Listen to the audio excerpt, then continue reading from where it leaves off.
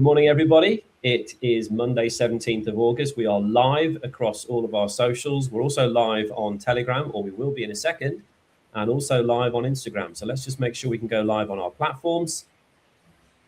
That's Instagram, and we are going live on Telegram right now. Today is Monday. This is when we do our live Q&A for the previous Saturday's webinar. So we've got a whole host of questions that we took from you guys, and I'm going to go through them all as we always do, systematically, one by one. We've broken them down into categories, and we're going to cover all of your questions on today's live session. And then we're also, if you want to stick around till the end, which we hope you do, we're going to give you a sneak peek into this coming Saturday's webinar, where Ian and I are going to be talking about a very, very interesting subject that has posed some big problems for a lot of people around the world, particularly in the freedom community as well. We talk about the Freedom Plan. We talk about the elements of the Freedom Plan, technology to do with water and energy and all those amazing things.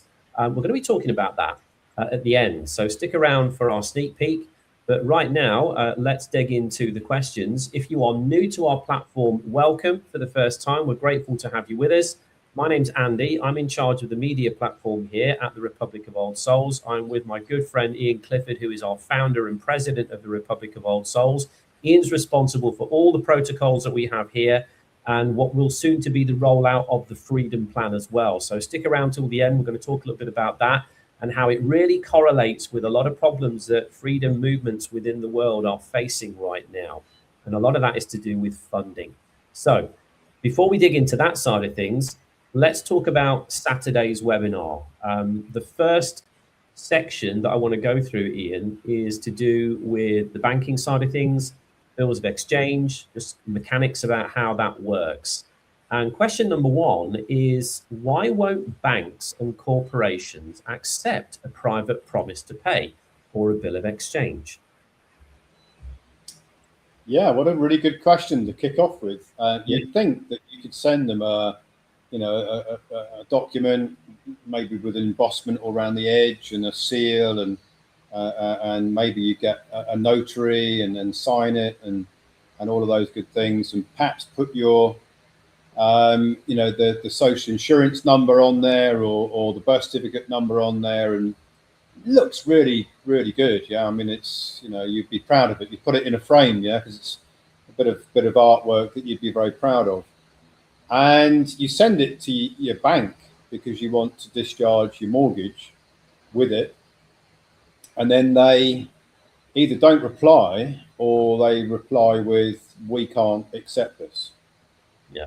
So, and I've actually seen this happen a number of times. However, no matter how good it looks, you Yeah. make it look really good, and it still doesn't work. It's not about how it looks; it's about what it is. And the issue is that even though in the Bills of Exchange Act, it basically gives you the roadmap of what you can do with promissory notes, with bills of exchange, and all over the internet there's organizations that sell you templates and that give you guidance on what they claim you can do with them. The harsh reality of them is that it's a contract that needs two parties to engage in, and that's where the problem is. If I send you a lovely, if you were in a bank, Andy, and I sent you an amazingly looking promissory note or a bill of exchange, and you receive that in the post from me, and you go into your records and say, "Do we accept these bills of exchange?"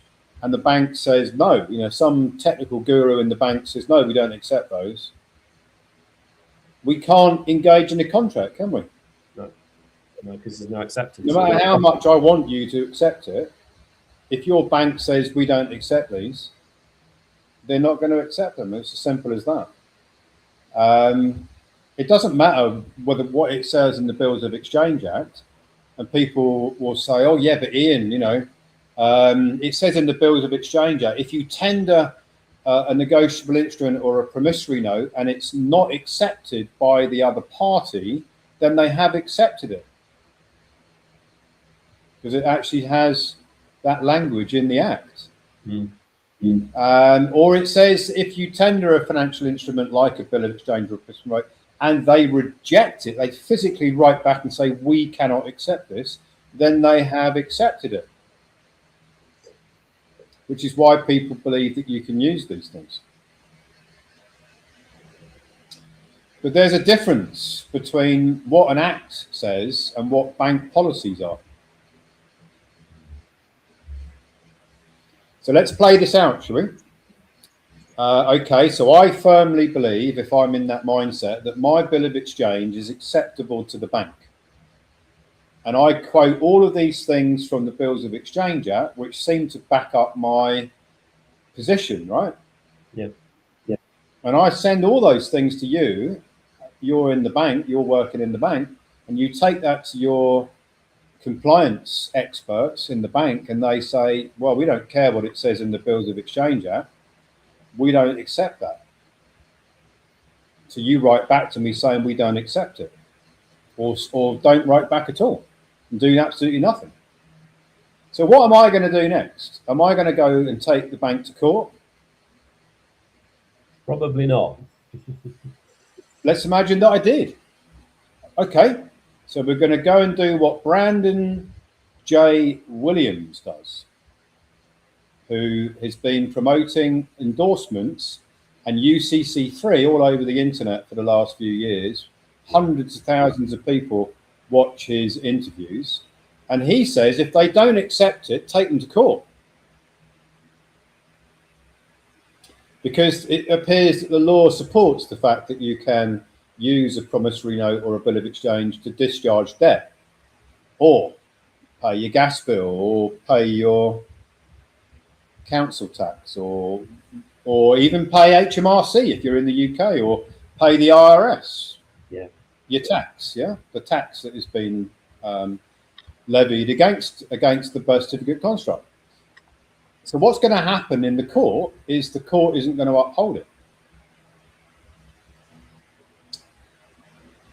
And people are going to go, well, they have to, because it says in the UCC3 and it says in the Bills of Exchange Act that they have to. If they don't accept it, they have it. You know, if they reject it, they've accepted it.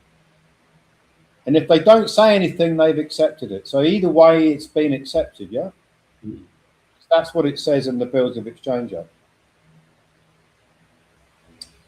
But no court anywhere in the world is going to uphold that. And the banks know that no court in the world is going to uphold it. And you know, if you try to discharge your gas bill or your electricity bill, you're going to get the same treatment. No court anywhere is going to side with you, even though it appears that the law supports what you're doing. And the reason is very, very simple. There's a control system, and the courts are there to protect it. Yep. And they're going to find some reason why the law in the Bills of Exchange Act doesn't apply in the Monopoly Board scenario. And you're not going to win. Because let's play it out, right? Let's imagine that somebody paid off their mortgage with a homemade bit of paper with an embossment and an endorsement and a seal and a £25 notary signature. Yeah, this is a valid document, blah, blah, blah. How many people on the internet would get to know about that within moments? And do it. Yeah. And, hundreds of thousands of people go, wow, ha, ha, we've now got the secret. All you got to do is download this template, get a printer, go to a notary, get it signed, send it to the bank, and your mortgage is gone. That's the case precedent they are not going to set. And we can support it exactly what you've just said. Well, this court on this day with this judge said, yeah, in accordance with the Bills of Exchange Act, you can discharge your mortgage, pay your gas bill, pay your tax bill. And everybody in the world who cares to look into that is going to do the same thing. That's not really going to align with the control agenda, is it? So they're not going to go with it. And that's why it doesn't work. And I ask the question regularly, show me that it works. Where's the evidence it works? Yeah. There's lots of people out there promoting it, and there's lots of people claiming that it worked. So I say, great, fantastic, show me the proof.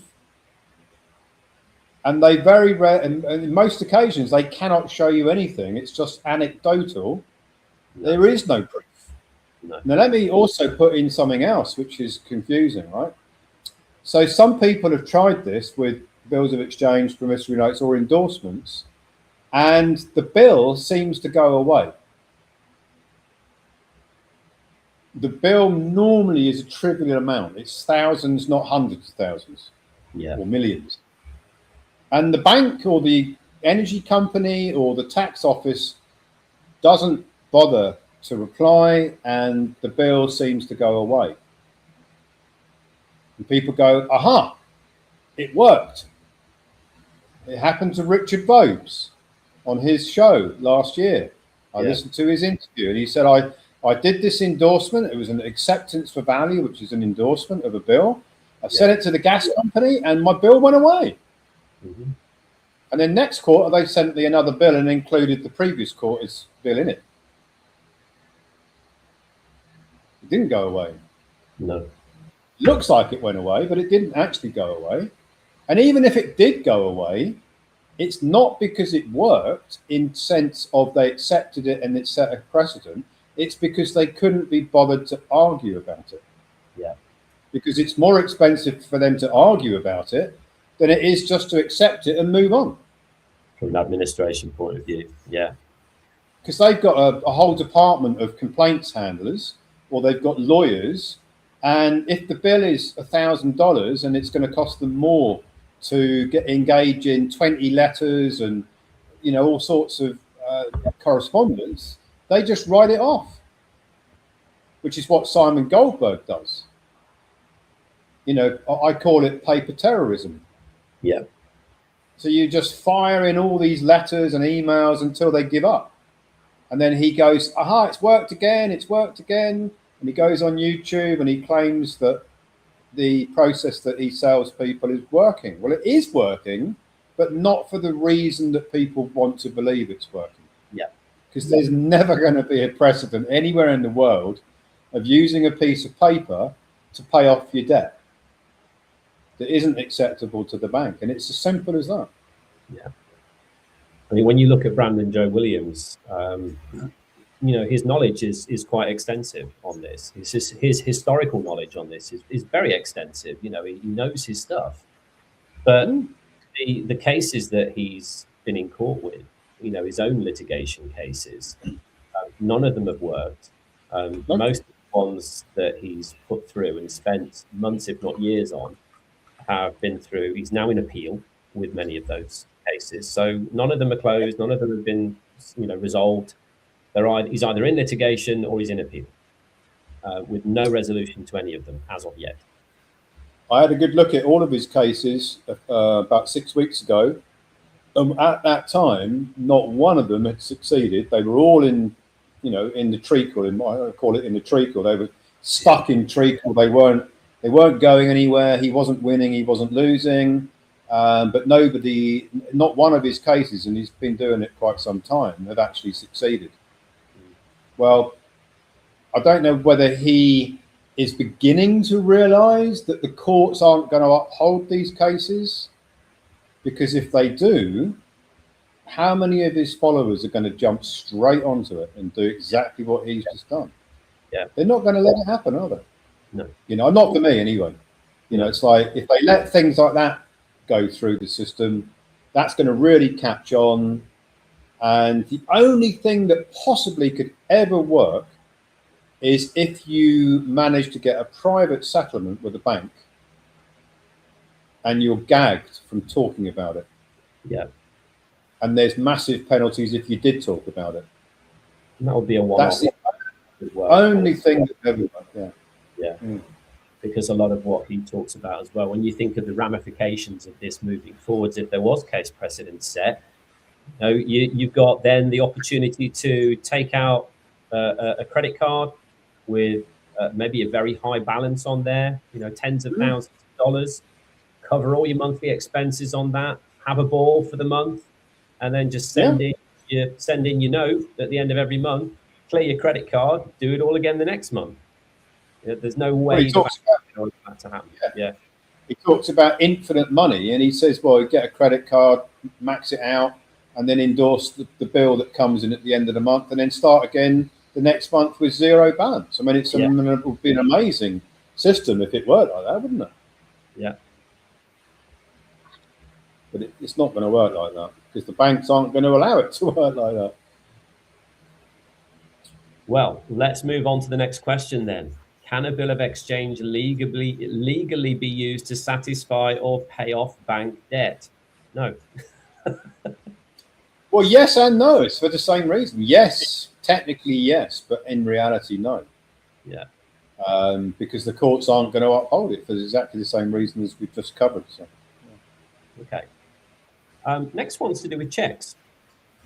Does writing a check from a personal checking account to pay a bill qualify as executing a negotiable instrument or a standard bank payment? Well, bank draft is like a promissory note. So it actually, if it's from a closed account, there's lots of rumours out there again that it's tender. So there's theories out there that you can open a bank account, get a checkbook, close the bank account. There's no funds in there, and then send a check to discharge some debt or bill, and because the account is closed, the other side's going to accept the check. Peter of England, with his We Re Bank, claims that you can do this, and actually you can buy a checkbook from Peter of England.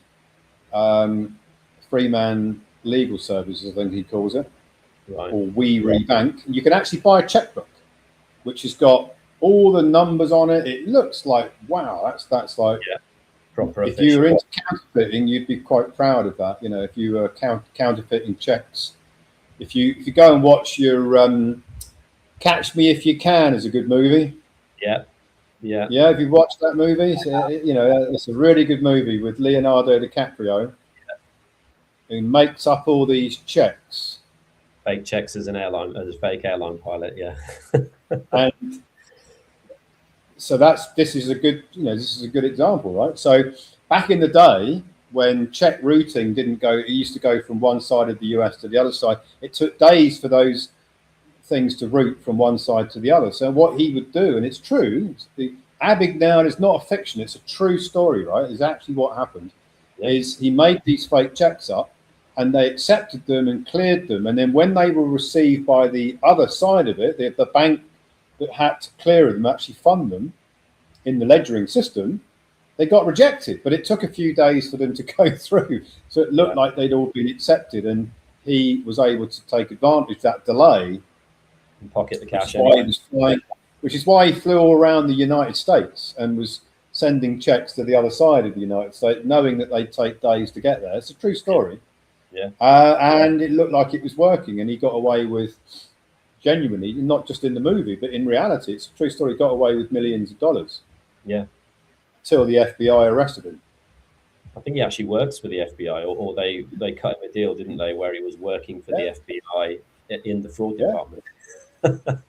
Because he figured it out. He'd figured out the system, and he was exploiting loopholes in the system, and so they took him on as one of their technical gurus, which is how he got out of the long prison sentence. So if you think sending checks, promissory notes, bills of exchange work, have a look at that movie, and that movie's pretty accurate on what's going to happen if you did it on a big scale. Winston Shrout tried it. He's one of the grandfathers of the truth and freedom movements, Winston Shrout. You can still find a lot of his material online. He was indicted for sending promissory notes out, hundreds of millions of dollars, was arrested, did time in jail, not sure when he was released, but it was a long prison sentence. So if you want to go down that path, thinking that these things work, there, just do a little bit of research. And that's why I say, do these things work? If they do, where's the evidence? And then ask the next question, why would the matrix and the monopoly board system enable these things to work? Why would they do it? All right, let's move on to the next one, Ian, which is to do with contract renegotiation. If a borrower experiences a change in financial circumstances and cannot pay monthly, why can't banks negotiate the negotiable instrument under the new circumstances? Well, because they've already sold it in most cases. So you sign up for the mortgage, loan or credit card. Within 3 months, the bank has sold the note to the investment banks, and it has to be it can't be negotiated because they can't use it if it's negotiated. So they're not going to close the ledger, balance the ledger up front, because then there's nothing for them to use, because there's only debt on the monopoly board. So if they negotiate it, what they're actually doing is balancing the ledger, and then they can't use the debt side of the ledger within the securitization, which is what it's all about. It's what the bank whole model is about, is using the securitization for profit at the investment bank level, and the clearing bank gets a, sells the note for a multiple of its value. So, for bankers, it's like, it's amazing for the bankers how they've engineered this. Amazing profits that they make on this stuff. So they're not going to do it for the same reason as they're not going to accept, the courts aren't going to accept, bills of exchange for the same reason. It's not it doesn't keep you in slavery for them to do it. It doesn't fit the slavery model. That's the bottom line, really. Okay. Final question is to do with the bank's 1099 OID status. If commercial banks are debtors in the same way the strawman or citizen is a debtor, why don't banks file a 1099 OID instead of paying the withholding tax through their 945 tax module every year? Well, that's because it's more efficient for them not to negotiate the instruments with the 1099 OID and discharge the ledgers, because they get to use the residual value of the debt instruments for longer. Yeah. So, if you can hypothecate, which is what they all do, which means multiply the value of the debt instruments that you're holding as an investment bank, why would you want to discharge the ledger by filing 1099 OID? Why would you want to do that? You want to keep the debt open and then just pay tax on it. Yeah. So let me give an example, right, that hopefully would make some sense. Here are your two choices. You can go and buy a car at 50,000, or you can pay 1,000 a month on finance. Which of those two are you going to do? Most people choose to pay 1,000 a month on finance and keep their 50 grand for some other reason and do something else with it. Yeah. Or if it's you're the same smart, scenario. the 50k, Yeah. and the investment would then make 1,000 a month, and you'd use the 1,000 a month your 50 was making to pay for the lease or the finance on the car. Exactly what they do. So rather than close the ledgers and balance them, they use the debt to max out their profits. The tax, they pay the tax, but they're still ahead of the game because they've made more by not closing down the ledgers. Remember, these guys are pretty smart. They're not stupid, these investment bankers. They wouldn't do stupid stuff. No. They're going to do everything they possibly can to enhance their situation. Yeah. All right, let's move on to section 2 then, Ian, which is to do with foreign grantor trusts and also to do with some property questions as well. Who legally owns the assets inside a foreign grantor trust, and how does that ownership process work? Wow, we've got some really good questions today. I'm loving this. So who really owns the assets in a foreign grantors trust? The foreign grantors trust does, because it is an entity in its own right. And the trustee's job is to look after the assets that the trust owns, for the benefit of the beneficiary. But the beneficiary doesn't own the assets. The grantor trust owns the assets. So you get to use the assets as the beneficiary.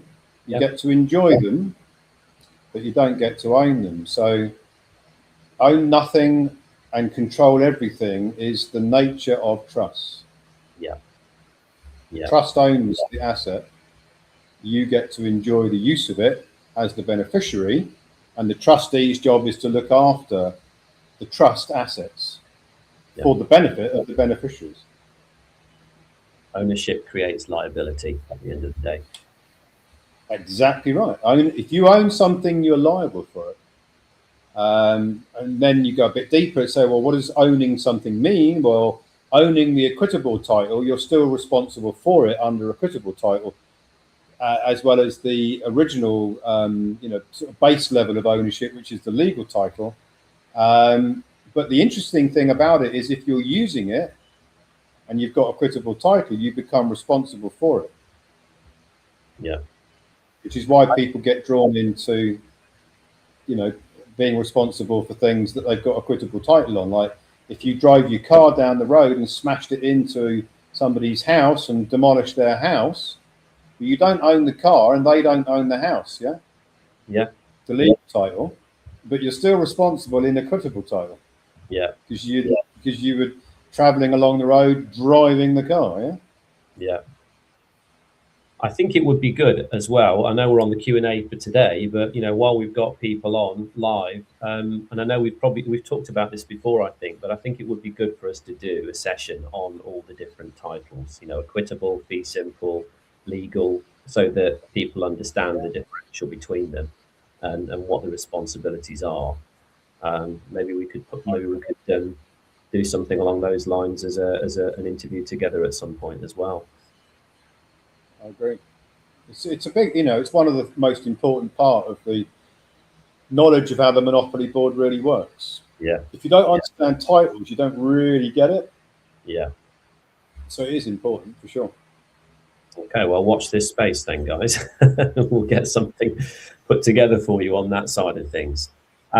Next question is, once a husband and wife or partners establish their 98 series international grantor trust, can they transfer funds between each trust to claim $2,000 per year for each entity?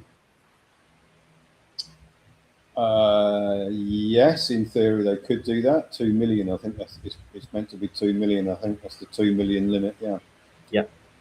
Yes, in theory they could do that, because one trust is going to issue a promise to pay in the future to make that deposit of energy to the other trust. Two different banks. There's actually 4 banks involved in that transaction. There's the birth certificate constructs, which are the grantors of the foreign grantors trust. That's the banking element of the foreign grantors trust, issuing promises to pay. And then there's 2 receiving banks who are going to receive the deposit of the energy. So there's actually 4 banks involved. Okay. What is the name of the bank that will be used to hold and operate accounts for our trusts? Well, that depends on which of the banking we're negotiating with banking as a service platforms that link to banks. I can tell you it will be a US bank, because it has to be in the Federal Reserve System. It'll be one of the big US banks that most people will know the name of straight away. And it depends on, because we're setting up multiple of these banking as a service platforms. That's the goal is to have not just one, because one is high risk. You want to diversify it. So it will be to receive. It's got to be Trias 310 to receive the Trias 310. It has to be a bank that's part of the Federal Reserve System. It's in the clearing rails of the United States system. It has to be recognized by the Federal Reserve and all that kind of stuff. So it's going to be a very well-known bank.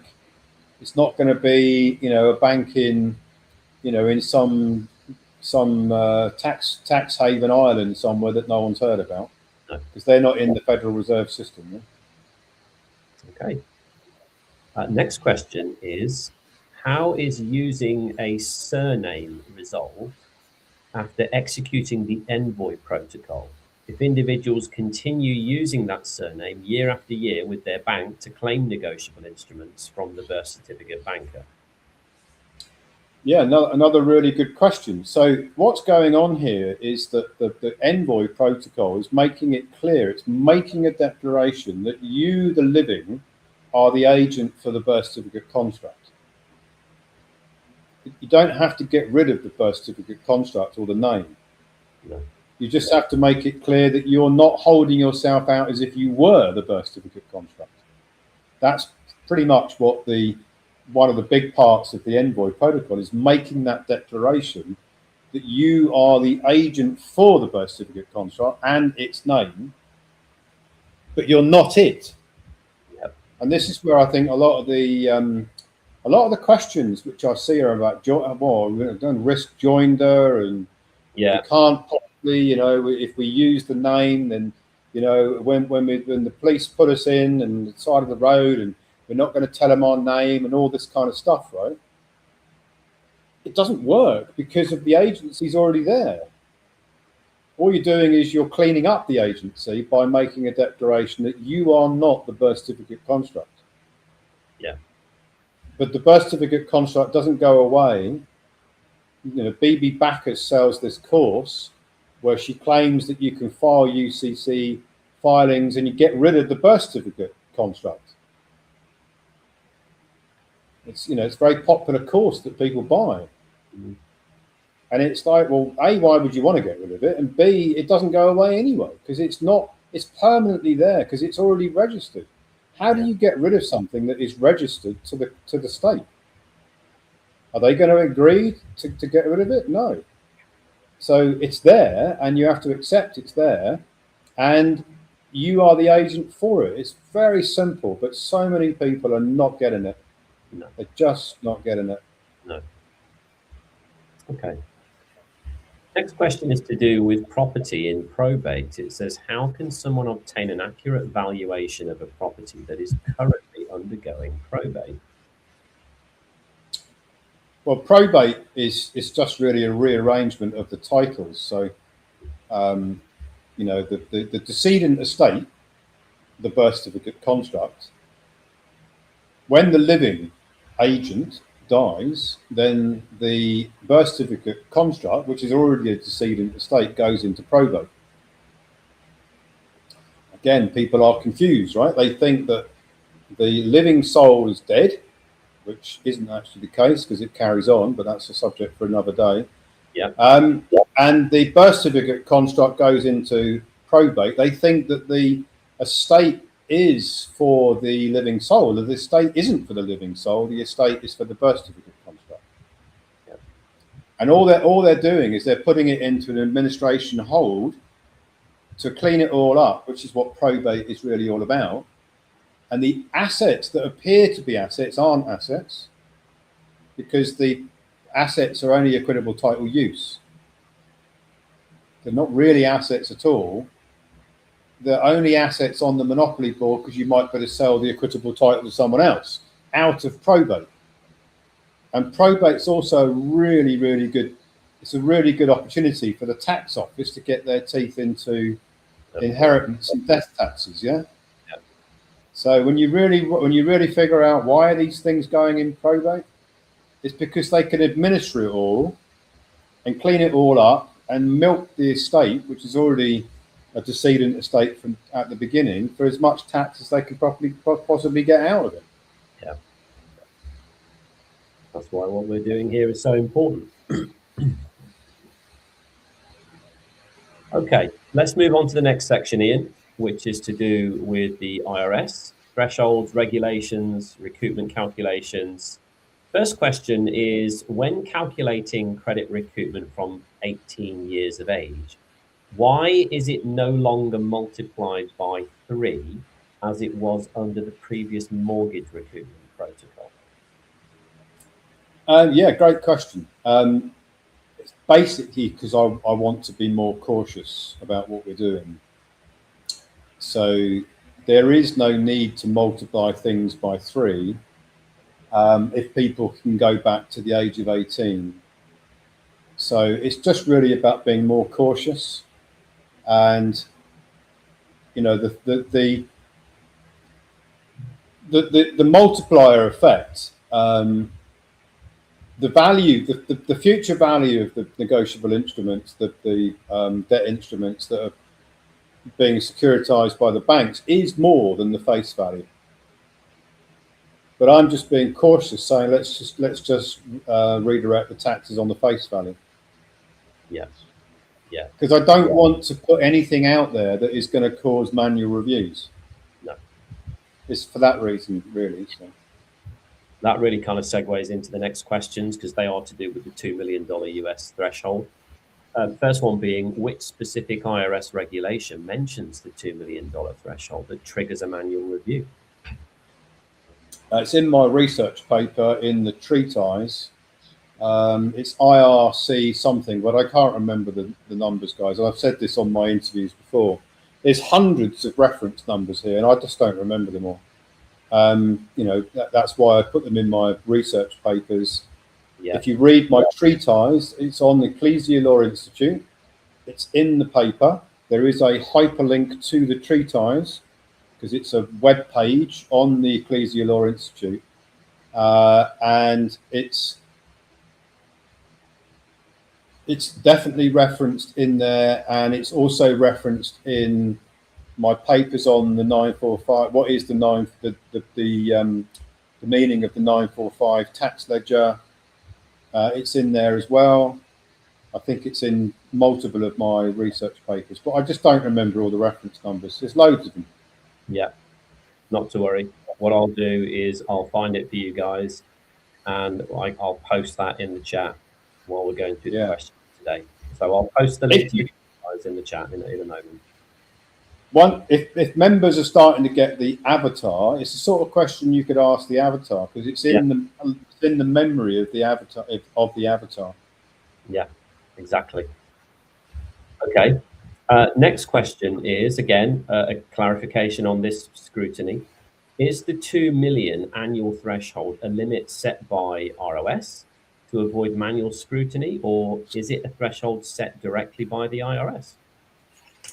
No, it's set by the Joint Committee on Taxation. The IRS's Joint Committee on Taxation, they have established a limit that they will, you know, the algorithmic system that we're tapping into and navigating through won't flag anything if all the boxes are ticked along the way, unless the redirection is more than 2 million. And then it goes into the Joint Committee on Taxation manual review if it's over 2 million. Okay. No matter how it's been presented. It's not to do with how it's presented. It's to do with, that's their flag that they will start to manually investigate. And it's not like, you know, you can do anything you want and get 2 million. You've got to tick all the boxes along the way. And if you do, and it's under 2 million, it should go through without there being any manual intervention. So they've just made a rule, right? And I'll give you another example, Andy, because I'm old enough to remember this, right? So in 1987, I think it was, pretty sure it was 87, there was a massive storm in the United Kingdom. It was a hurricane. Do you remember that? I do. Trees down everywhere. Yeah, it was 87 or 86. Yeah. Yeah, it's the famous weather forecaster who came on the news in the evening and said there's a bit of a breeze, you know, there's might be a bit of high wind, but not much more than that. And there was actually a hurricane that hit the UK, which is very unusual for the UK. And I woke up in the morning early in the morning with this enormous amount of wind buffering the windows of my house I was living in. And at that time, I was in insurance, so I was actually involved in the insurance industry in 1987, and I had to go out and see people that had claims for their roof blowing off, for their tree smashing through their wall, and all that kind of stuff. Nearly everybody I went to see had a claim on their insurance policy for their house. Yeah. And the insurance companies just put a limit in there. It's like, if you've got a claim, we're not even going to look at the claim if it's up to this value, because we haven't got the resources to look at it all. It's the same for the same reason, yeah? The Joint Committee on Taxation have set a limit because they don't have the resources to look at all these particular redirections. Is bearing in mind that there's hundreds of millions of taxpayers sending in returns to the IRS every year. How big would their department be if they had to manually review everything? Yeah, huge. It's for all those reasons. I think the weather report you were talking about was Michael Fish, wasn't it? Was he the guy? Oh, yeah, Fish, that's the guy. Yeah, I remember Michael him. Fish. It's like, really? And, on a more He never important lived note, on Yeah. a more important note, here's the link for the tree ties. So I've posted that in all the socials, ecclesialaw.is. That is the link for the tree ties report. So whichever member asks the question about, the IRS regulation that mentions the 2 million cap, it'll be in that tree ties. Okay.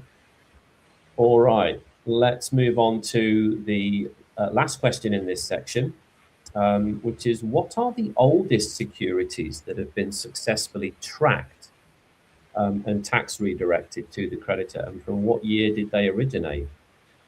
That depends on going back to the age of 18, I guess, doesn't it? And how old that individual is. Yeah, I mean, securitization has been going on for a long time, but the seeding company element of it is the 1980s from my memory and when I was researching this. Okay. So it's like 50 odd years, really. Yeah, which is crazy when you think about it. Back into the 80s. It's the Greed is Good. You remember that movie, Greed is Good, with Michael Douglas and all that, Wall Street? It's kind of around that time, 1980s. Yeah. All right, that's section 3 covered then, Ian. Let's move on to section number 4, which is to do with transcript side of things, timelines again. I know we get these questions often. For the sake of the interview, we will answer them for you, but you're going to get the same answer as we gave you last time, but we'll do it anyway. So let's look at that side of things. Why focus on 2025 events when members want proof of recoupment successfully clearing in 2026? Well, we're in 2026, but we're filing for 2025 against the payers, the investment bank payers 945 tax ledgers for 2025. You can't file 2026 until 2027. Yeah. I think maybe what this question might be referring to is, why do we focus on the 600 million that was on the transcript in 25 rather than focusing success on what's clearing in 2026? Right. Maybe. Yeah. Well, that's. Yeah. So we've got to unpack this because I think there's still, there's a gap between what's actually been going on and what people think's going on, right? Yeah. So the foreign grantor trusts that were all established in 2025, Amy Sanger and the pirate faction filed fraud identification reports to the IRS in September 2025. They claimed that the trustees of those foreign grantor trusts were not aware that they'd been appointed as trustees. That was their claim. Yeah. Which is absolutely ridiculous because they'd all signed trustee appointment letters and they absolutely knew that they were trustees, right? Yeah. And under analysis, that position completely falls apart, right? Yeah. But that's what they did. Now, the IRS doesn't know that. doesn't know the reality and the truth. So they basically suspended every single foreign grantor's trust, all 3,000 plus of them, pending investigation.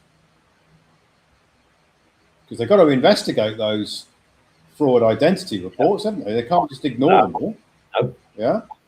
So they go into their investigation from mid-September of 2025, which basically puts all of the 600 million of tax, the wages and tax transcripts that were moving into tax returns, 1041 tax returns. It puts the whole thing on hold pending investigation. Yeah. Then you've got we tried to resurrect it and rescue it all, and we then got the electronic reporting office, tax preparer, surrendered the license back to the IRS in January of 2026, and reported under what's called repudiation all of the pirates for sending in these bogus fraud identity reports. And the IRS responded during January, I think it was January or February, with a spreadsheet of all of the foreign grantor trusts that had been established and some other entities that have been established that had used the tax preparer license, and asked the ERO, do you recognize all of these foreign grantor trusts and other entities that have used your tax preparer license? And there was a whole bunch of them on there that the ERO had no involvement in at all. Yeah. That spreadsheet was then sent back with the foreign grantor trusts that he was aware of, that was legitimately his license had been used to file the 1099 OIDs against. And then it went very quiet until March, when the license was reinstated. The tax preparer license is reinstated. During that period of time, even though new foreign grantor trusts were being created because the old ones couldn't be used, no 1099 OIDs were being filed. No. Because there wasn't any tax preparer license to file them under. No. So the 1099 OID filing has started later in 2026 than it did in 2025. Yeah. Because of the pirate faction, because of the effect of the sabotage. Which is why we're only just starting to see some wages and tax transcripts come out in July/August. We are 2 or 3 months further along in the journey than we were in 2025. So this belief that a lot of people have got that, you know, that we're not doing enough to make it happen, and why hasn't it happened already? And maybe there's something wrong with it because in last year it happened. We got the confirmations from June, and we haven't got them in June this year, so there's got to be a problem. It's because they don't understand the effect of the sabotage. No. And why would they? They weren't involved in it on the inside of it, so they don't know the detail. You and I have discussed it a few times, but not everybody is aware of those discussions. So that's why this question keeps coming up again. And then the other aspect of it, because I want to be absolutely complete on my answer, because maybe we'll use this, we'll cut this bit out, because this question comes up again and again and again and again, as it would do. I totally understand why it keeps coming up. Is that in order to get complete access to the IRS's system from an information point of view, we've got to file, the ERO has got to file 5 1041s against the wages and tax transcripts that have already come in. Yeah. And there aren't enough of them to come in yet because they haven't arrived yet, or if they have arrived, they're locked up in the IRS's system, which we can't see because we haven't yet filed the 1041. So there's a bit of a catch-22 going on, right? Yeah, I get it. And the reason why we can't file 1041s, which, by the way, we couldn't file them, we have now filed them, is because we were looking to solve the banking issue. You can't easily file 1041s without knowing what instructions you're giving the IRS on banking, the TRIAS 310 banking rails. We've now solved that, but only last week. So now we should, once the IRS has recognised those 1041 filings, be able to access what's called the TDS system, which enables the ERO to look at the status of all the other 1099 foreign grantor trust filings. Do that online. Yeah. Then and only then can I give accurate information about what is going on. Because at the moment we cannot see into that system. Now, a lot of people are going to go, well, that's ridiculous.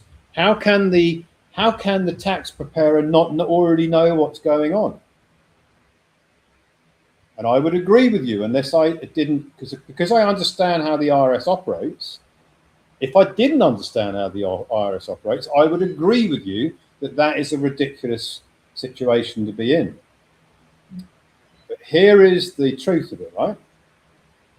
If the filings 1099 OID had been done by anything other than a foreign grantors trust, the ERO would have access to the system now.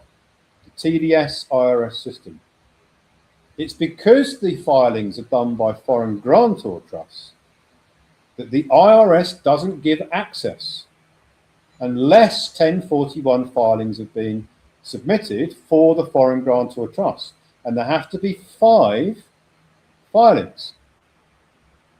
So it's specific to that entity. The ERO has to file 5 1041s across the board to get access to the TDS system to look at the filings that relate to foreign grantor trusts.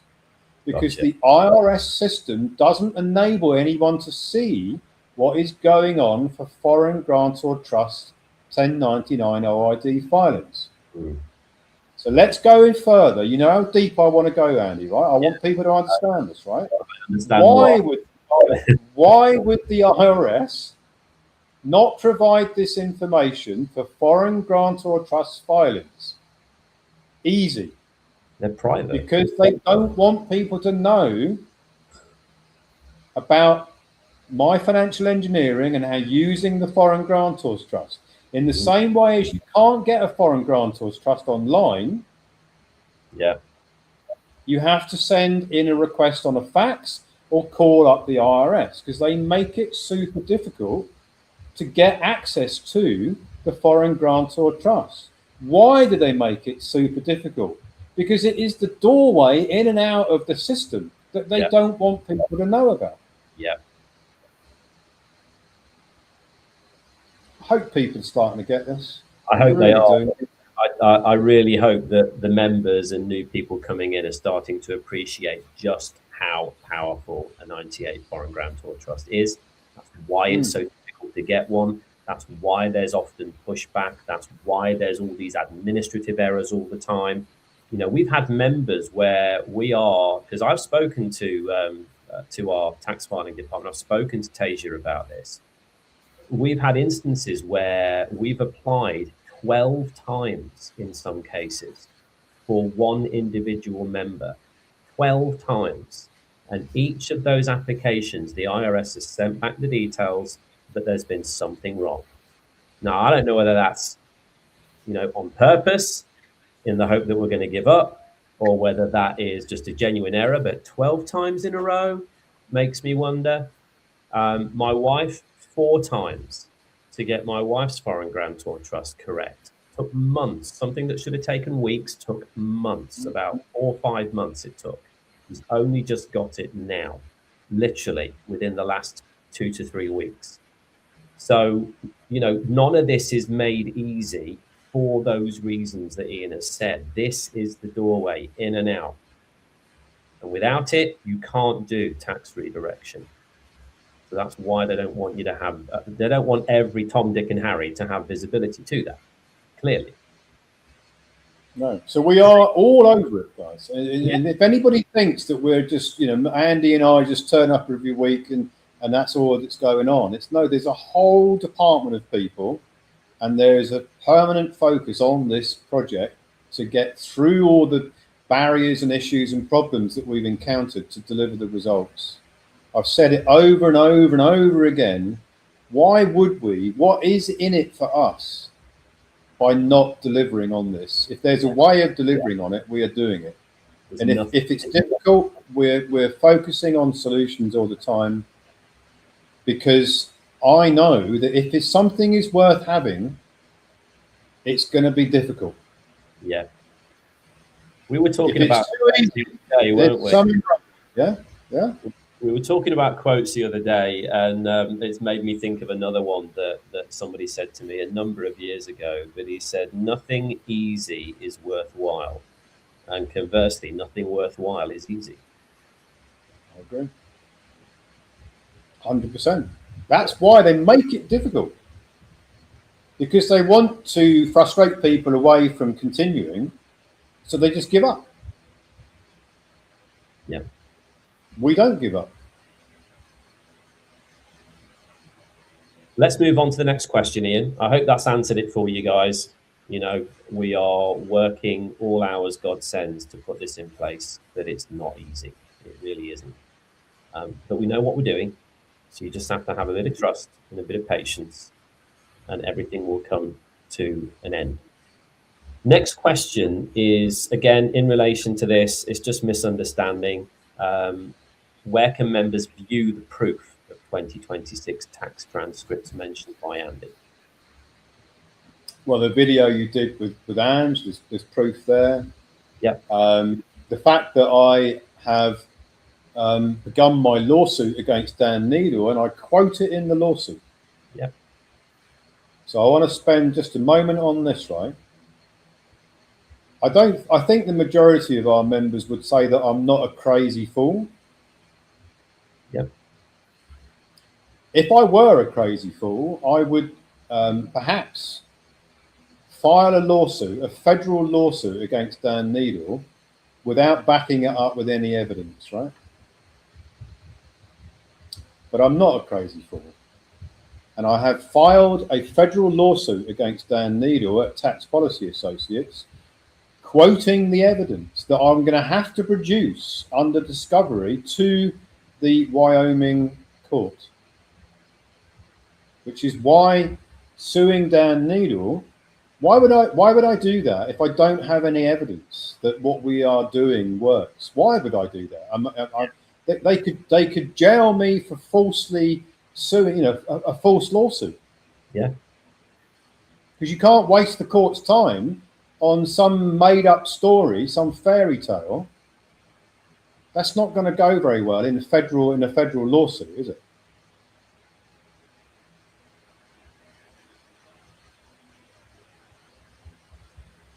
Let's move on. So I just want to make sure we've covered that question. Now, I'm going to be totally honest with you guys and with Ian. I wasn't on the webinar last Saturday. I wasn't listening in, so I don't know everything that was spoken about there. So I'm not quite sure what this question is relating to, Ian. It talks about a number of 9 million. It says, does the 9 million in processed recoupments mean that the Freedom Plan execution has officially begun? I think whoever's asking that must have misheard or misunderstood, because I don't remember talking about 9 million of anything. So no, if I did, it wasn't in the context of a tax redirection. So I think somebody's misheard. I think so. Or misunderstood.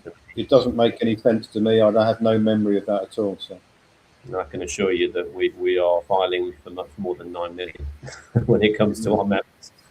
That doesn't even cover, a handful of members, to be honest with you. So let's move on to the next question. What is the specific timeline and update on data capture, trust setup, debit card deliveries, and the first credit transfer to a 98 grantor trust?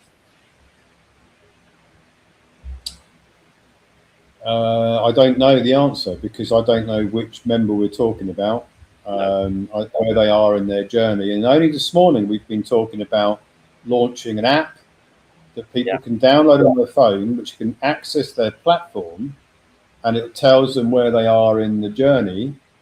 And generically, if a wages and tax transcript has come in for this particular member who's asking this, and if the payer has paid sufficient on their 945 tax module, equal to or greater than all the other grantor trusts for that payer as recipients, and if all that is ticked off, then we're talking about 1041 filing, which we can't do today because we are finalising the banking rail. So once that's been finalised, then we're talking about TRIAS 310 coming in within 3 months. And then you would have the banking facility in place on the Foreign Grantors Trust. And, we're talking, 3 months away. If all that was in place today, what I mean by that is the Foreign Grantors Trust is filed, the 1099 has been accepted, the wages and tax transcript has happened, and the 1041 is in a position to be filed. If all of those things had happened today, then we're talking about 3 months from now. But I can't answer the question because we've got thousands of foreign grantor trusts and they're all at different stages of a journey. Exactly. And I don't know which one we're talking about. No. Let's move on, Ian. I think we've covered with as much clarity as we can the process, the reason for the delays, why there is no visibility right now on the transcripts, soon to be visible, obviously, but why we're in that situation right now. Obviously, if people don't understand what the 1041 filing side of things is, in layman terms, that's us telling the IRS, here's where to send it. Now, we need bank details on that form, as in send the TRIAS 310 to this particular banking entity, to this account number, with this, IBAN number, whatever it may be. And the banking rails are not fully set up yet. So we can't file a 1041 without the details being clear on there as to where to send the funds. So we're right on the cusp of that. As Ian has mentioned, banking rails are being set up right now. We're working very hard. I think we're talking to well over around 100 different banking entities, aren't we, Ian, about this? This is no small feat. It really isn't. So we're in massive dialogue with, a ton of different entities out there that we feel fit the bill that can do this, because we do want to spread the risk. We don't just want one, we want multiple. Once we've got that finalized and we have banking rails in place with the right account numbers attached to them, then we can start filing 1041s. When we've filed 5 of the 1041s, we will have visibility to the TDS system.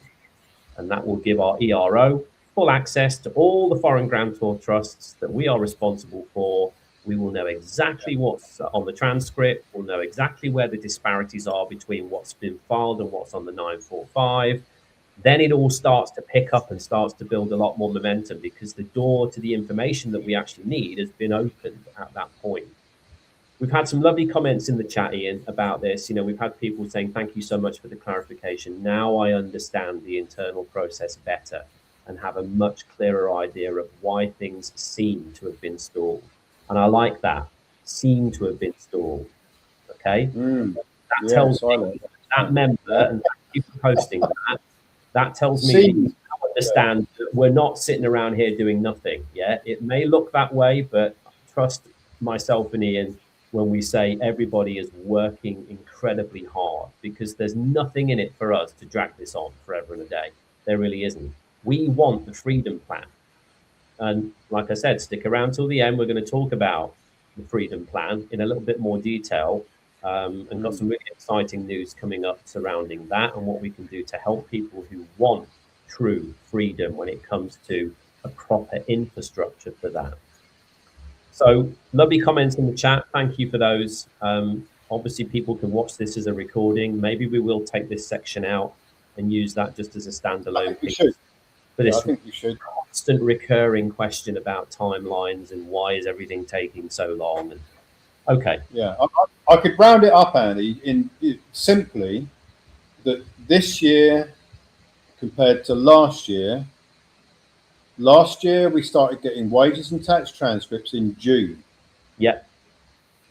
1099 OIDs were being filed in January of 2025. Yeah. Creating or the whole flood of wages and tax transcripts came in from June onwards. Those foreign grantor trusts were operational in January of 2025. Mm-hmm. Compare that to 2026, where foreign grantor trusts were not operational until February, because we had to reinstate them all. And you've just explained that sometimes you have to apply 10 times to get a foreign grantor's trust. Literally. Yeah.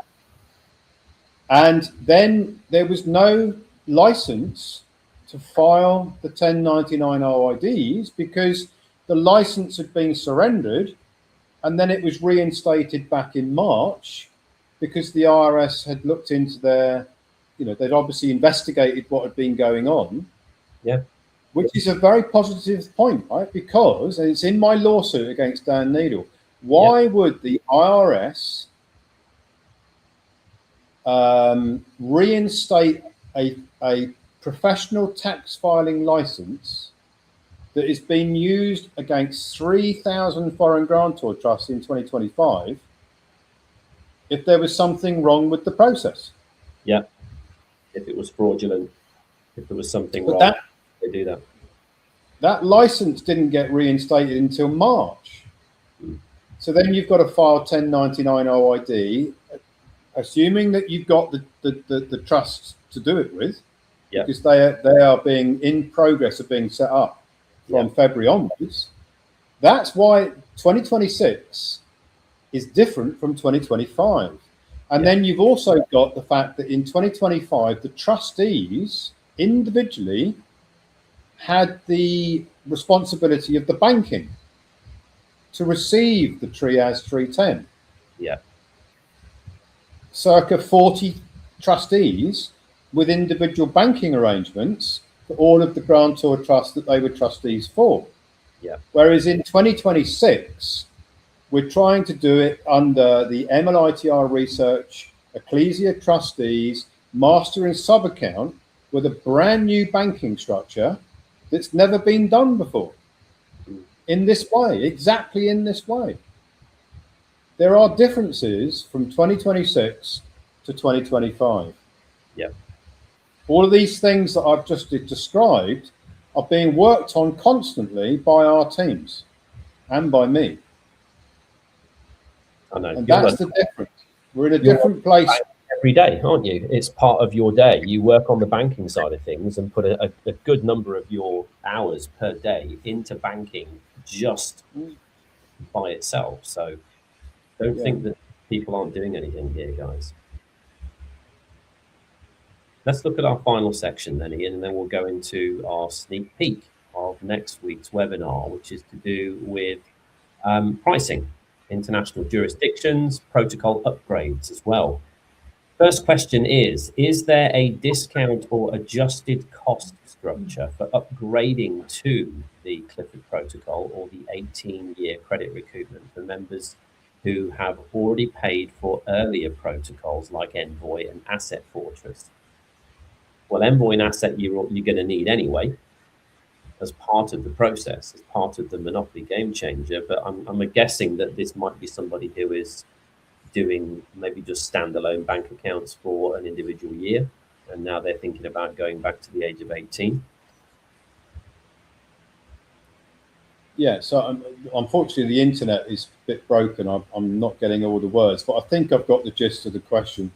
Okay. I don't know if it's your side or my side, but it's very broken up. It freezes and then it comes back again.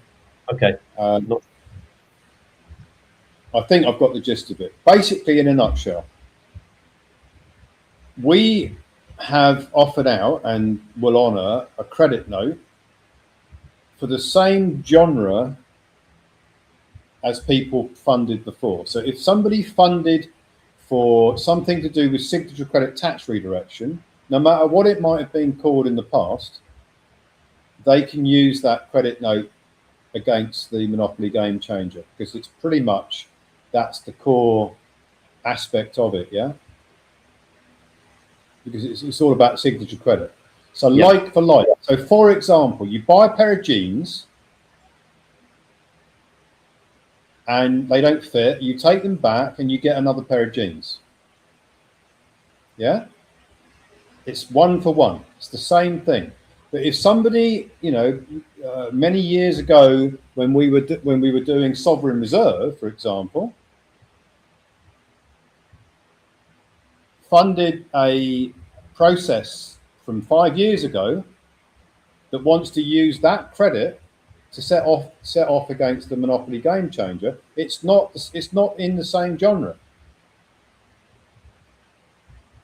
Now, I'm going to explain why this is, right? Because a lot of people don't get this. They really don't get this.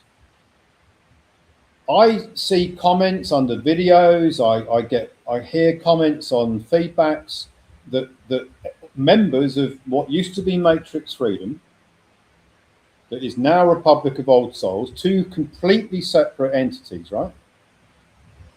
Matrix Freedom was a private members association that never had a bank account. There's a common belief out there, because of certain propaganda that's been pumped out there, that Matrix Freedom somehow had its own bank account and had received all of these subscriptions from the past, and somehow all of those came to me, right? When the reality is that Matrix Freedom never had a bank account, because it's a private members association, a non-profit without a bank account, and the members would have paid service providers that were members of Matrix Freedom. Yeah. Nobody paid Ian Clifford. Nobody paid Matrix Freedom. They would have paid service providers that were members of Matrix Freedom's private members association. There was never a central bank account. There were stories put out there in 2025 that, you know, that there's some trust account, there's some trust fund out there for the members, and Ian's run away with it. Yeah, that was the story, one of the stories that was going on in 2025. Yeah. Yeah, Ian's got £14 million in a trust fund that he's run away with, right? It's one of the stories.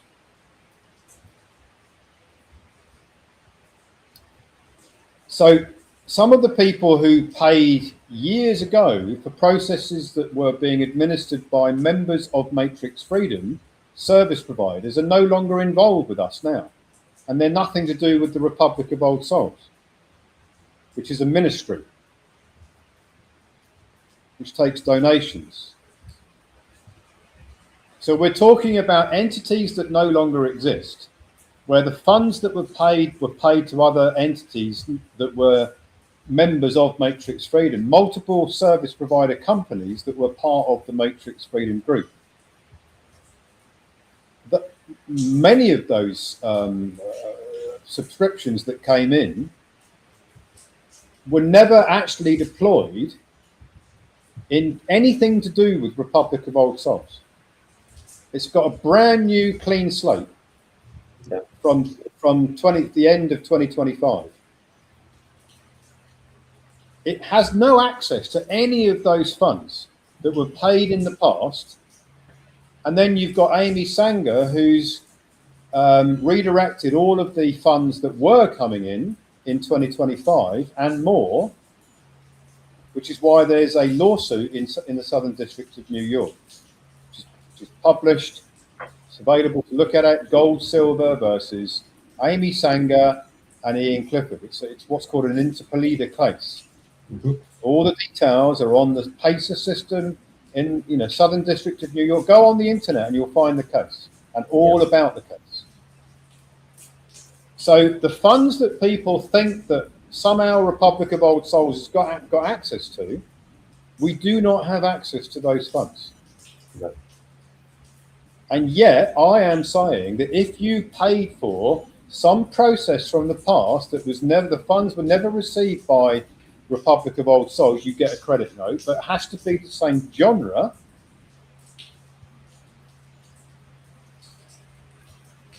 Because we have to survive, right? Yeah. Republic of Old Souls is like all other entities. It has to bring in cash flows that enable it to carry on surviving. The fact that somebody might have paid 5 years ago for sovereign reserve to a company that is no longer involved in our programs in any way whatsoever, I'm still saying that if you funded for a mortgage process, you can set that off against the mortgage discharge process today. Yeah. If you fund for bank payment recoupments or currency creation, you can set that off against the same genre today. Yeah. But I don't need to say that to anyone. I could easily say, that's all in the past, that's all gone. And if you want to carry on with what we're doing today, you've got to fund today. Yeah. If you look at it like a company goes into liquidation and it's gone, it's finished, it's done, it's over. And then a new company starts up. And if you want the service from the new company, you've got to pay the new company. Yeah. I'm not saying that. I'm saying you can carry over what you had subscribed for in the past, as long as it is the same genre. Yeah. It's like for like. Okay. I don't know if that's answered the question. I get a bit emotional about it because I think it has. Over and over and over again, and then people keep accusing me of being a fraudster, and it just winds me up, right? Yeah, I get that. Well, let's move on. The next question is, when did Canada go bankrupt, or did it avoid bankruptcy due to being part of the Crown's disposition without a formal constitution? It was 1944. I'm just going to close my door on it. It's literally a monsoon has just started, right? Yeah.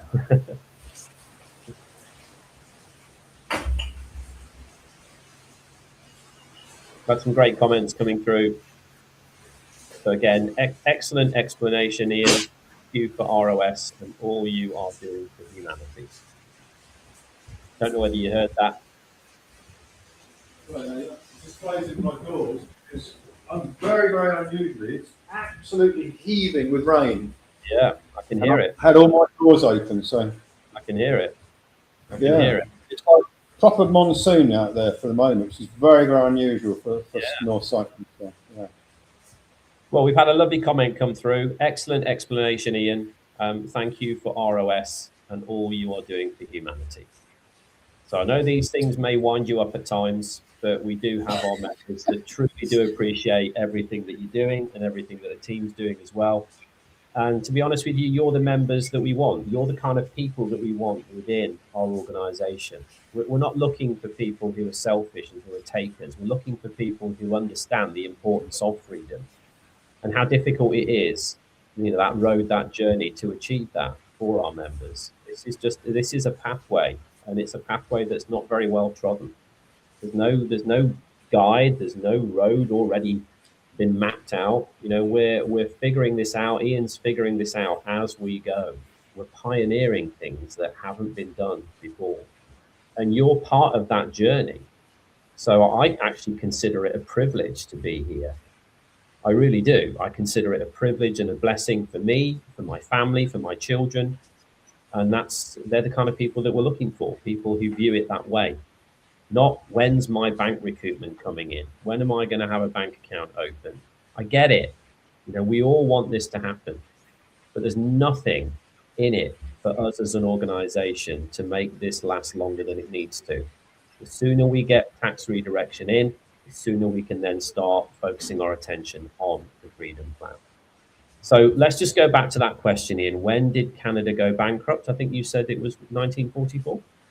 Well, you've got to look at Bretton Woods, which is the conference that was held. Most of the world powers came together in 1944 under Bretton Woods, and it was dressed up as called the Marshall Plan. It was a good sales pitch that they did back then to get people to believe that, you know, the refinancing of the world, because the Second World War was coming to an end, and everybody knew that, you know, it was like, we're going to refinance it under the Marshall Plan, and that's when Canada would have gone into bankruptcy. But the Canada story is an interesting one because, you know, a lot of people believe that Canada is still part of the United Kingdom. Because it's part of the Commonwealth. Well, it isn't really. The corporate element of Canada has been separate for many, many years. So it might be under the Crown's legal system, but the actual country, the corporate entity of Canada, has been separate for a long time. And that went into bankruptcy. The Crown didn't go into bankruptcy, but the Canadian corporation went into bankruptcy in 1944. Okay. Well, that actually brings us to a close on the questions for today, Ian. Let me just go through the comments very quickly. So we've had excellent explanation, Ian. We've had another couple of comments come through here. Appreciate the clarity and breakdown provided by Ian. We know this is groundbreaking and absolutely understand the challenges. Therefore, I particularly am truly grateful. So we've got some nice comments coming through from you guys. Appreciate you all. Let's maybe now just switch gears a little bit and talk about our upcoming webinar this weekend. So this is one that I'm going to be hosting with Ian. Sims is not going to be with us this weekend, so unfortunately you've got me. So it's going to be myself and Ian this weekend. And the subject that we are going to be talking about is this: financing your freedom-related project or community with unlimited signature credit tax redirection. I've just got one simple question here, Ian, without giving too much away from Saturday. What is the Freedom Finance Protocol? It's a solution for those that are seeking freedom that can't finance their project. It's as simple as that. If you are involved in a community that wants to go off grid, or if you're involved in a health project or an energy project or a communications project or some kind of project which is part of our freedom plan, it fits into the core foundations of our freedom plan. If you're involved in those projects and you're trying to run them and you're trying to finance them, and you're finding it very difficult to arrange the financing to get these things done, whatever it might be, whether it's a micronation with 1,000 people in it or 10,000 people in it, or whether it is a health research into a health, a health process or a health procedure that needs funding, and you're struggling to find the funding, but you've got people interested in it. If you were able to deliver on the project, you've got a lot of people that are interested in, and they're passionate about that project being developed, then it's a solution for those people that are unlikely to get financing in the conventional way. Okay. Because mostly freedom-related projects are non-profit. Yeah. They are philanthropic. They are freedom-related. They're not about commerce and put $1 in and get $4 back, which is what venture capital firms want, if not more. They want $10 back on every dollar in, that sort of thing. most people who are trying to finance their freedom-related projects that require millions of dollars are struggling. Yeah. There's examples of it all over the place. Have been doing a lot of research into this in the last few weeks. There is a solution which is connected to and relying upon signature credit tax redirection for groups that come together. It's group financing using signature credit tax redirection to finance projects that ordinarily can't finance their projects with conventional methods. Okay. Very exciting, because not only does that align with our freedom plan, but it also provides them a workable solution to actually launch their project and get it off the ground and get it underway. And then if it's tax redirection related, that then allows them also to continue to fund that every year moving forwards and grow and scale that as a project. So super excited to dig into that with you on Saturday. If you want to join us on Saturday, then this is where you need to go to register, roswebinars.is. You can register for our Saturday morning event. Typically, we get more people registered than we have seats for. So remember, we only have 1,000 seats available. If you want to register for that, it's now Monday, 17th of August, as we are speaking. This is the website you need to go to. If you are a member here, you can probably do this from your platform as well. But also, if you are a member here, then we would love for you to spread the word. If you truly believe in our mission and our cause for freedom, then help us out with that, support us with that. Shout this from the rooftops, get your friends, get your families, anybody that you know that would benefit from this. And I can't understand why anybody would not benefit from this, but use your referral link and get that message out there so that we can encourage more people to learn and educate themselves on what we're doing here at the Republic of Old Souls. So you can register direct here. You've got your referral links if you want to use that. If you are interested in the technical reports, I know I posted the link to the tree ties in the chat earlier on. In fact, I've probably still got that on my clipboard, so I'm going to post that for you one more time here as well. So there is the link to the tree ties report. But more importantly, if you want to go and see more of Ian's technical reports, you can do that here, ecclesialaw.is. This is a great place for you to go and look at not just one of Ian's technical reports, but around 100 of them, and just really start to immerse yourself in the education of what this is, why it works, how it works, so that maybe, just maybe, we don't get the same recurring questions coming in week after week after week. That would be nice.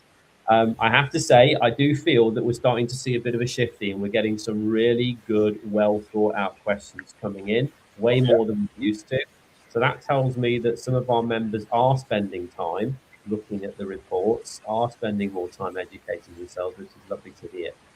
If you're not much of a reader, then there's still no excuse, because we do deep dives every week on the technical reports, and we obviously do the Q&As on a Monday. Mondays is a Q&A. Thursdays, we do a deep dive, and you can see all of those past episodes here at the ROS Media platform.